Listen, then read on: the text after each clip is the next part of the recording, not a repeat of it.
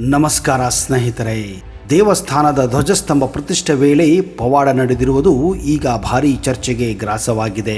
ಹೌದು, ಈ ಘಟನೆ ನೀವು ನೋಡಿದರೆ ನಿಮಗೂ ಕೂಡ ಆಶ್ಚರ್ಯವಾಗುತ್ತದೆ. ದೇವಾಲಯದ ಧ್ವಜಸ್ತಂಭಕ್ಕೆ ಗರುಡನ ಮೂರ್ತಿಯನ್ನು ಮೇಲೆ ಕಿರಿಸುತ್ತಿದ್ದಂತೆಯೇ ದೇವಾಲಯದ ಮೇಲೆ ಗರುಡ ಬಂದು ಹಾರಿ ಆ ಧ್ವಜಸ್ತಂಭವನ್ನು ಮುಟ್ಟಿ ಮತ್ತೆ ಮಾಯವಾಗಿದೆ. ಈ ಘಟನೆ ನಡೆದಿದ್ದು ಎಲ್ಲಿ? ಆ ದೇವಸ್ಥಾನವಾದರೂ ಯಾವುದು? ಆ ದೇವಸ್ಥಾನದ ವಿಶೇಷತೆ ಏನು? ಯಾಕೆ ಈ ಗರುಡ ಈ ರೀತಿ ಮಾಡಿದ್ದು? ಈ ಎಲ್ಲ ವಿಷಯಗಳು ಈ ವಿಡಿಯೋದಲ್ಲಿ ನಿಮಗೆ ಹೇಳಕ್ಕೆ ಹೋಗ್ತಾ ಇದ್ದೀನಿ.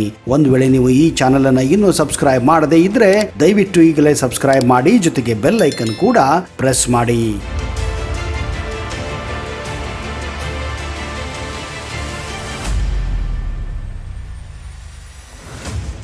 ನಮಸ್ಕಾರ ಸ್ನೇಹಿತರೆ.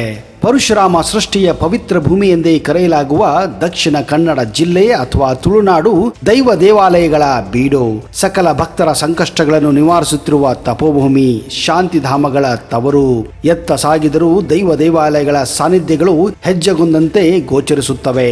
ಕರಾವಳಿಯುದ್ದಕ್ಕೂ ವ್ಯಾಪಿಸಿರುವ ಅಸಂಖ್ಯಾತ ದೇವ ಸನ್ನಿಧಿಗಳು ತಮ್ಮ ಕಾರಣಿಕ ಶಕ್ತಿಗಳ ಮೂಲಕವೇ ಭಕ್ತರ ಸಕಲ ಕಷ್ಟಗಳನ್ನು ನಿವಾರಿಸುತ್ತಿವೆ. ಇಂತಹ ಕ್ಷೇತ್ರಗಳ ಪೈಕಿ ಸುತ್ತ ಹಸಿರು ವನರಾಜ್ಯ ನಡುವೆ ನದಿ ತೀರದ ರಮಣೀಯ ಪರಿಸರದಲ್ಲಿ ಬೆಳಗುತ್ತಿದೆ ಪೊಳಲಿ ರಾಜರಾಜೇಶ್ವರಿ ಕ್ಷೇತ್ರ. ಸಕಲ ಭಕ್ತಾದಿಗಳ ಆರಾಧನಾ ತಾಣವಾಗಿ ಕಂಗೊಳಿಸುತ್ತಿದೆ ಈ ಮಹಾನ್ ಪೊಳಲಿ ರಾಜರಾಜೇಶ್ವರಿ ಕ್ಷೇತ್ರ. ಮಂಗಳೂರು ನಗರದ ಹೊರವಲಯದಲ್ಲಿ ಸುತ್ತ ಹಸಿರು ವನಸಿರಿ ನಡುವೆ ವಿಶಾಲ ಬಯಲು ಗದ್ದೆಗಳ ಮಧ್ಯೆ ಜುಳು ಜುಳು ಹರಿಯುವ ಫಾಲ್ಗುನಿ ನದಿ ತಟದಲ್ಲಿ ಶ್ರೀ ರಾಜರಾಜೇಶ್ವರಿ ದಿವ್ಯ ಸಾನ್ನಿಧ್ಯ ಇದೆ. ಶ್ರೀ ಕ್ಷೇತ್ರ ಪೊಳಲಿ ರಾಜರಾಜೇಶ್ವರಿ ದೇವಸ್ಥಾನವು ಅತಿ ಪುರಾತನ ದೇವಾಲಯಗಳಲ್ಲಿ ಒಂದು. ಸುಮಾರು 1000 ವರ್ಷಗಳ ಇತಿಹಾಸವುಳ್ಳ ಈ ದೇವಸ್ಥಾನವನ್ನ ಸುರತ ಮಹಾರಾಜನು ನಿರ್ಮಿಸಿದ್ದನೆಂದು ಪ್ರತೀತಿ ಇದೆ.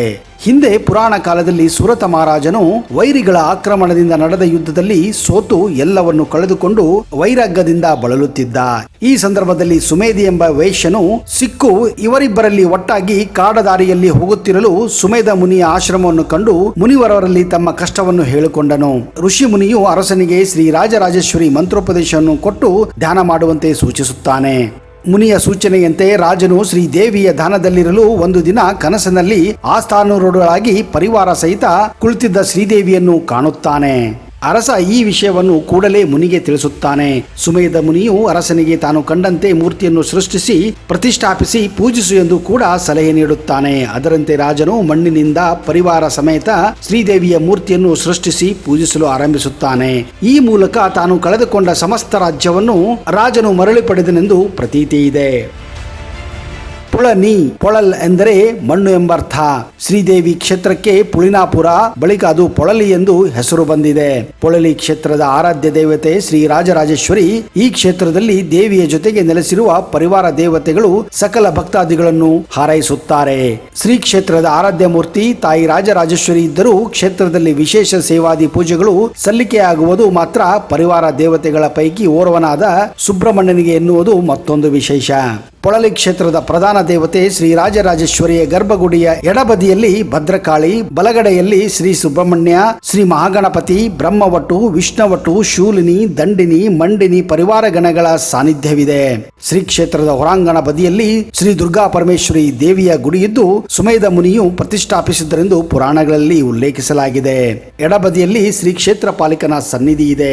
ದೈನಂದಿನ ಪೂಜೆಗಳಲ್ಲಿ ಪ್ರಥಮ ಪೂಜೆ ದುರ್ಗಾ ಪರಮೇಶ್ವರಿಗೆ ನಡೆಯುತ್ತದೆ. ತದನಂತರ ಶ್ರೀ ರಾಜರಾಜೇಶ್ವರಿ ದೇವಿಗೆ ಹಾಗೂ ಪರಿವಾರ ದೇವತೆಗಳಿಗೂ ಕೂಡ ಇಲ್ಲಿ ವಿಜೃಂಭಣೆಯಿಂದ ಪೂಜೆಗಳು ನಡೆಯುತ್ತವೆ. ಈ ಕ್ಷೇತ್ರದಲ್ಲಿ ಶ್ರೀ ರಾಜರಾಜೇಶ್ವರಿಯ ಸಾನ್ನಿಧ್ಯ ಅಷ್ಟೇ ಅಲ್ಲದೆ ಜಾತ್ರೋತ್ಸವಗಳು ಶ್ರೀ ಸುಬ್ರಹ್ಮಣ್ಯಗೆ ನಡೆಯುವುದು ವಿಶೇಷತೆ. ಶ್ರೀ ಭದ್ರಕಾಳಿ ದೇವರಿಗೆ ರಾತ್ರಿ ಗಾಯತ್ರಿ ಪೂಜೆ ನಡೆಯುತ್ತದೆ.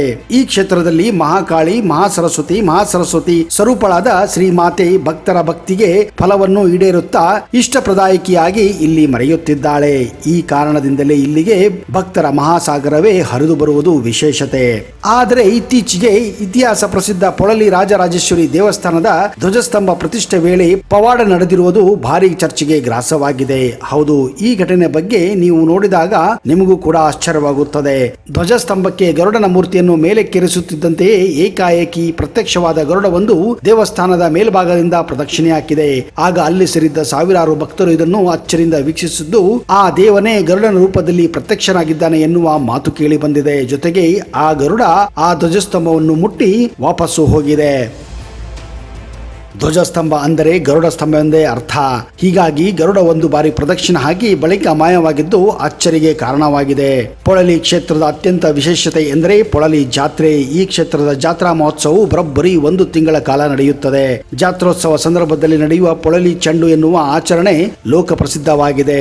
ಪೊಳಲಿ ಕ್ಷೇತ್ರವು 1000 ಸೀಮೆಯ ದೇವಾಲಯ ಎಂದೇ ಪ್ರಸಿದ್ಧಿಯನ್ನು ಪಡೆದಿದೆ. ಶ್ರೀ ಕ್ಷೇತ್ರ ವಿಶೇಷತೆ ಎಂದರೆ ಸುಮಾರು 1 ತಿಂಗಳ ಕಾಲ ನಡೆಯುವ ಸುದೀರ್ಘ ಜಾತ್ರೆ.